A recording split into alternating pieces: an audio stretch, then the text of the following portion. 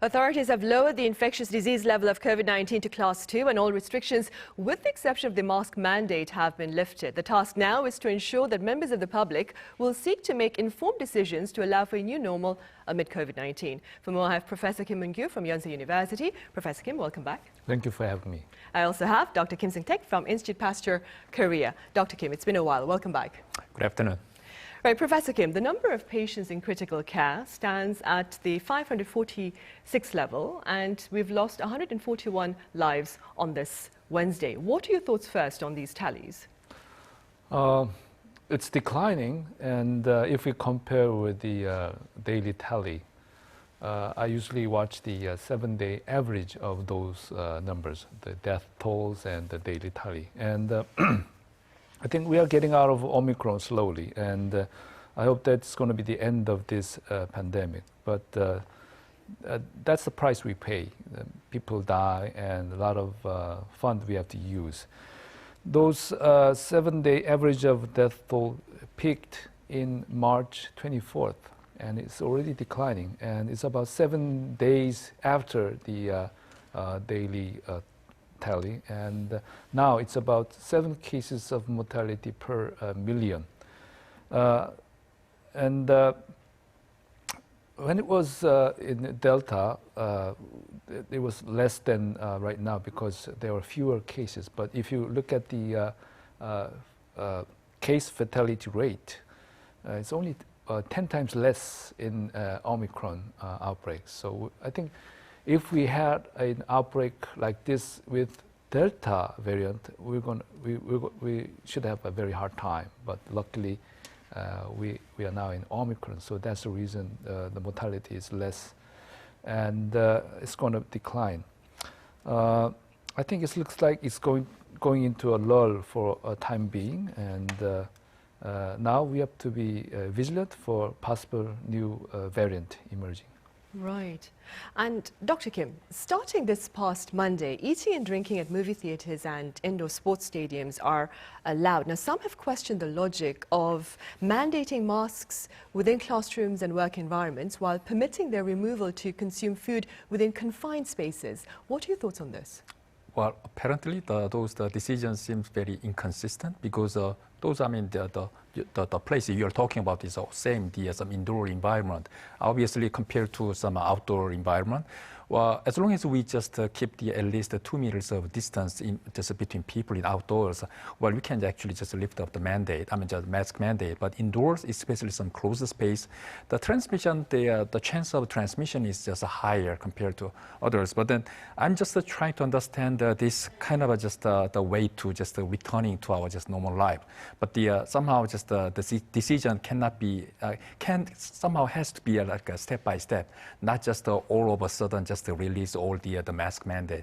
So my guess is, I don't know exactly what happened, but my guess is probably just the government will try some places first of all, and then just seeing some trend of transmission, things like that, then just move on to some next step. That's what I understand. Right. Professor Kim, also starting this week, authorities have downgraded the 4-tier infectious disease level of COVID-19 to Class 2 from Class 1. What changes are we looking at under this new classification? Well, the Class 1 diseases are very severe and quite rare in Korea. It's like Ebola, SARS, MERS, and diphtheria. We don't have it right now. And some pest and some disease like Lassa, we don't have it in Korea. And if this COVID-19 is that severe, we might have to continue that disease belonging to Class 1. But I think it's time we go to move that disease to Class 2. For disease belonging to Class 1, we need a very strict epidemiologic studies, and most of the disease should be, patients should be kept in negative pressure room, to prevent spreading.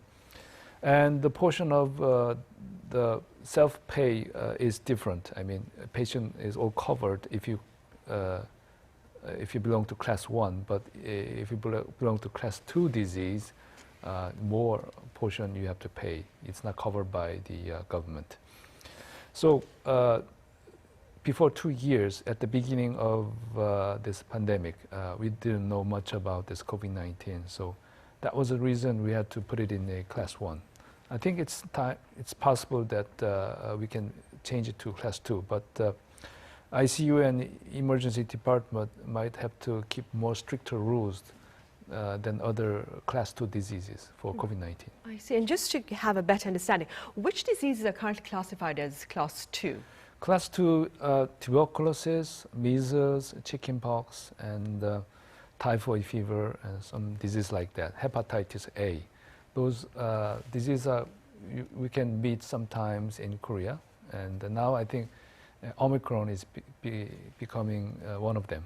Right, I see.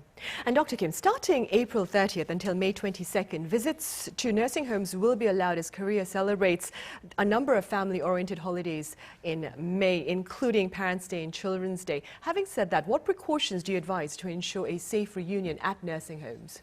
Well, it was a little bit just tragic because especially just some older parents should stay at the nursing homes without just meeting any family members. Actually, not just in addition to the some COVID-19, those people are actually suffering from some of psychological problems like such as the depression, things like kind of just isolate from the society and just confined with some limited some building.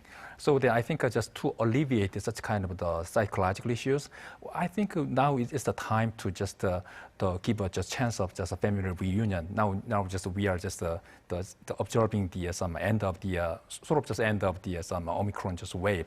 But then before doing that, well, we need to just keep in mind some several things. And the first one is whether we are just immune to the infection. That's the first line. So whether when I saying just immune is whether it actually just whether we are actually protected by our vaccination or just naturally just the infection by natural immunity. So that's the first line. But we have to also keep in mind that that immunity actually does not last forever.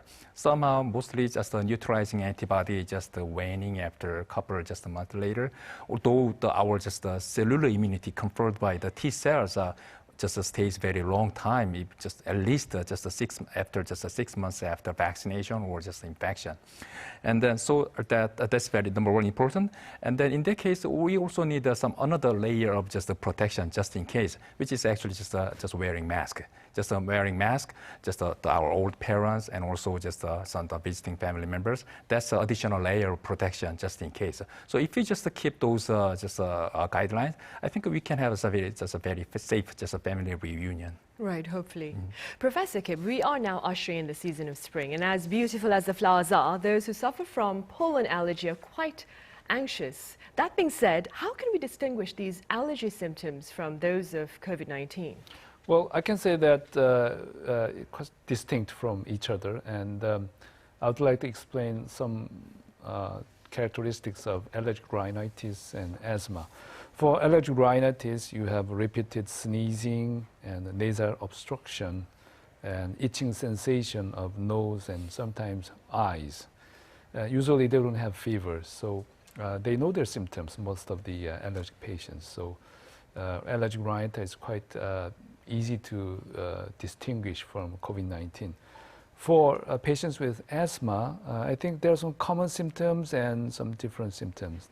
The symptoms in common are coughing and shortness of breathing if you get severe COVID-19. But if you look at typical symptoms of asthma, they usually have a wheezing and they have a rapid breathing. And they usually don't have fever.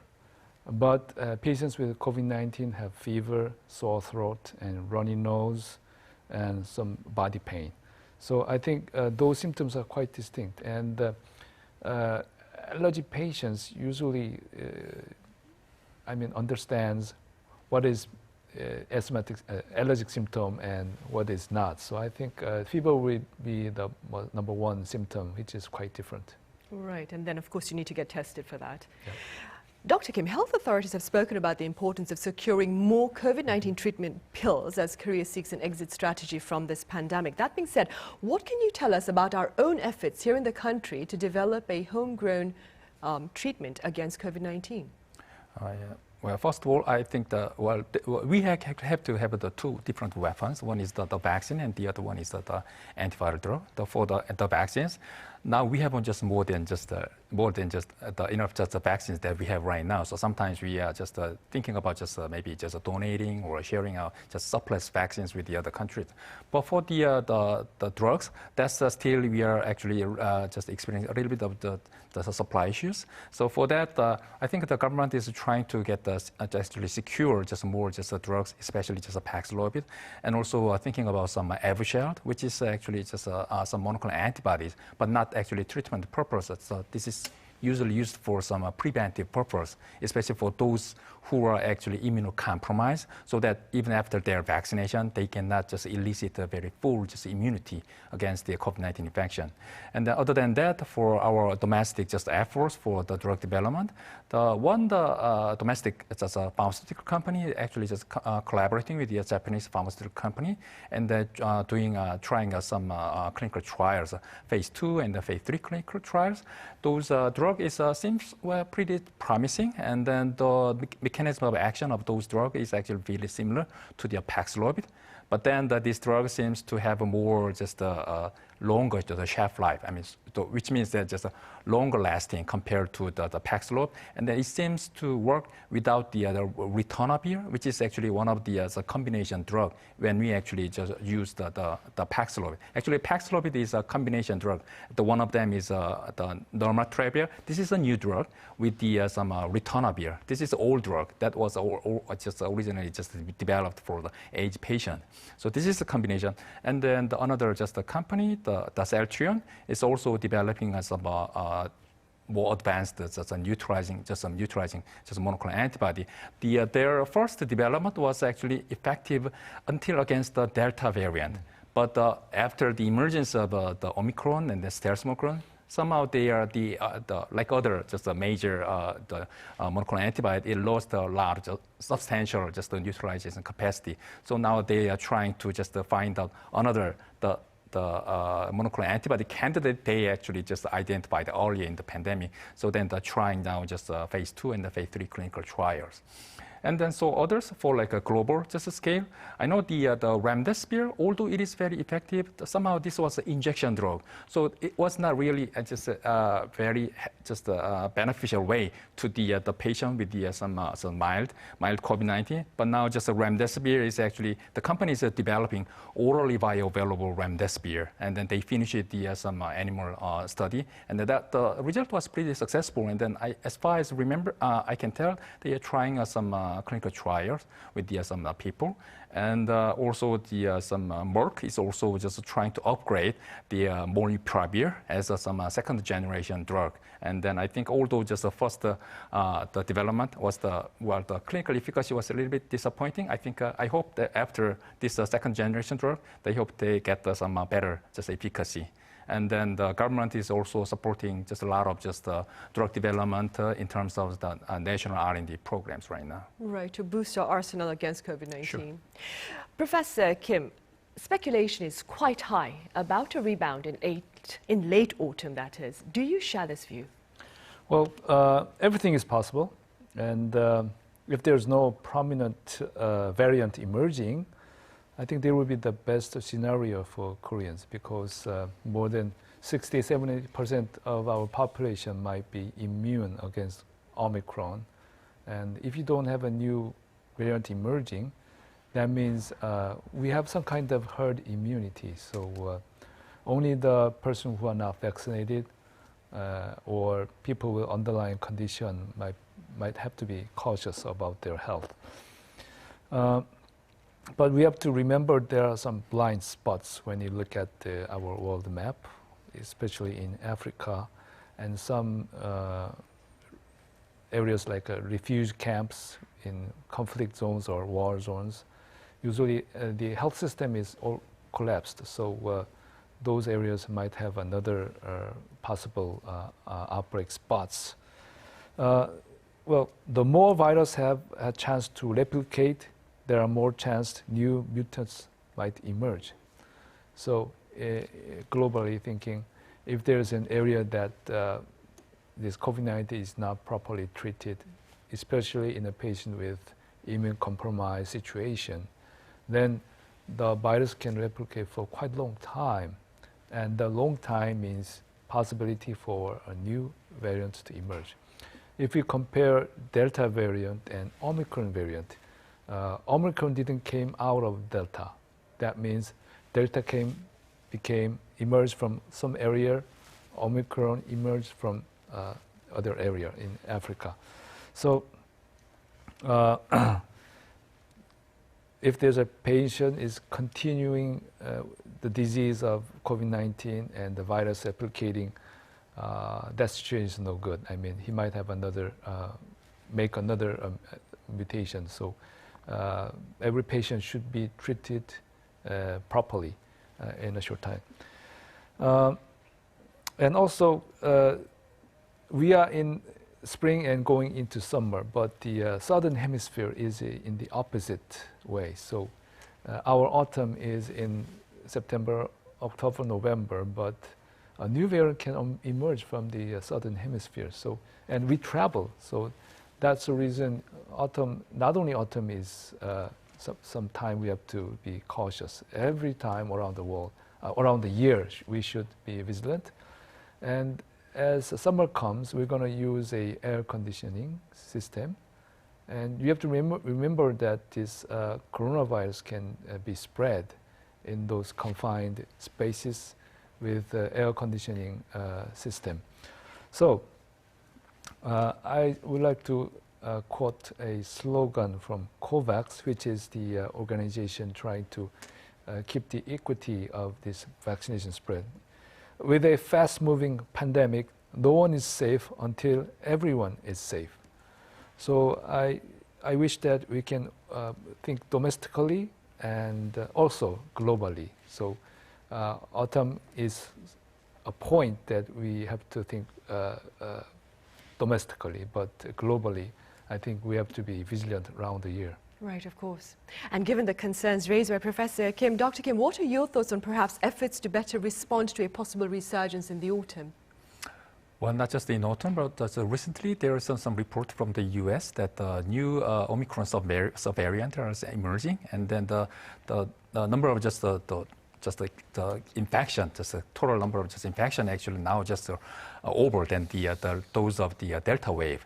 And then thus those the variant is specifically named the BA.2.12.1, and well, just the emergence of just this new variant is, I would say, it's inevitable. And then earlier in the pandemic, and most of the WHO and then our just government officials said now we cannot go back to our pre-pandemic normal, and then somehow we have to just get used to living with the COVID-19. And then for this emerging variant, well, the actually best weapon you can just use is still just the vaccination. And then one of the actually very recent just example showing that why the vaccination is so important is that it's case of the Omicron. Some people say that, well, Omicron is very just causing very mild disease. Sometimes the people say this is Omicron, but then when we actually look at the cases in Hong Kong, many people are actually not vaccinated, and then the case numbers were just so high, and also the case fatality was so high. So when we actually just somehow ignore some danger of this Omicron, and then also neglecting the vaccination effect, we can also experience the very same thing. So there's still just vaccination very important. Even after many just variants so far, our just original vaccines are demonstrating that it's very just highly just effective against especially preventing the progression to severe disease and then hospitalization. So that's very important, and also just securing just enough just a supply of just the oral just antivirals. Right, vaccination and treatment pills then. Sure. All right, Dr. Kim, as always, thank you very much for your thoughts. And Professor Kim, thank you very much for your insight today. Thank you.